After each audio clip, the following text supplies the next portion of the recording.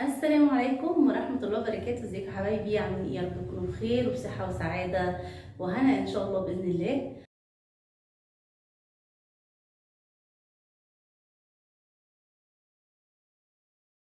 بسم الله الرحمن الرحيم. كما وعدتكم شبكة نقاش إقمار بالجديد. هاو الجديد، والجديد هذا يتمثل في ابتكار محلي.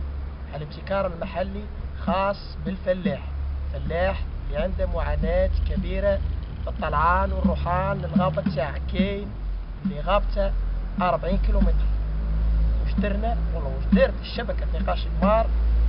الابتكار هذا يتمثل في انه الفلاح المنزل تاعها يبدل الماء من بيفو لبيفو آليا بواسطة هذه الطابلات، والله هذه الأداة. وفي نفس الوقت يقدر ينور. بسم الله سيو نوضوا الماء. نبعثوا ميساج بالطابلات هذه، نبعثوا ميساج بالطابلات هذه نرصوا باش ينوض الماء. بسم الله هاو باش نبعثوا ميساج باش ينوض الماء. بسم الله أنا بعثنا ميساج للميتور تاع الماء تو ينوض.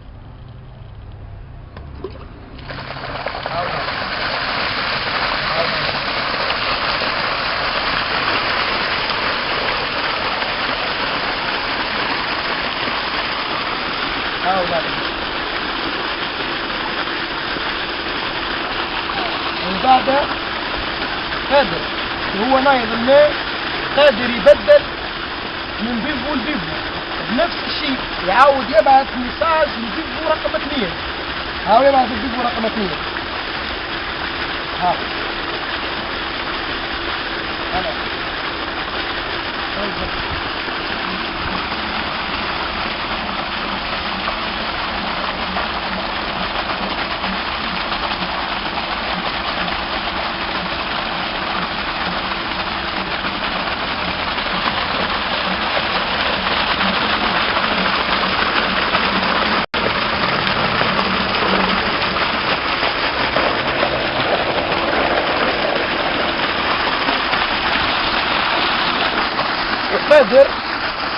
قادر في نفس الوقت قادر يعاود يقلب من بيفو رقم 1.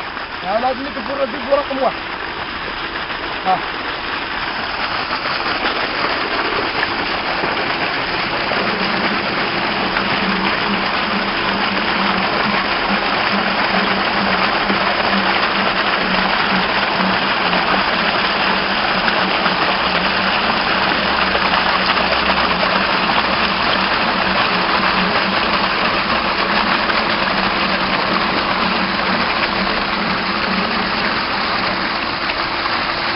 وفي نفس الوقت قادر بالطابلات هذه يسكك الماء وهو مريح في حوشه.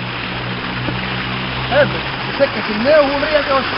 يبعث ميساج نفس الشيء. هاو بعثنا ميساج. هاو بعثنا ميساج.